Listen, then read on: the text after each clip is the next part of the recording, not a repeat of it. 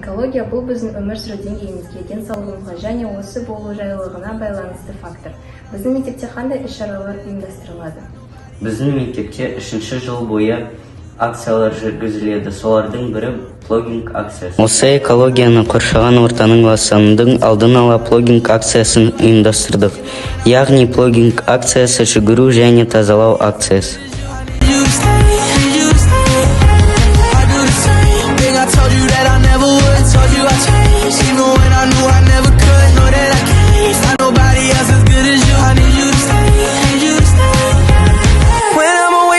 I miss your touch. You're the reason I believe in love. It's been difficult for me to trust, and I'm afraid that I'ma fuck it up. Ain't no way that I can leave you stranded, cause you ain't never left me empty-handed. And you know that I can't live without you. So baby stay.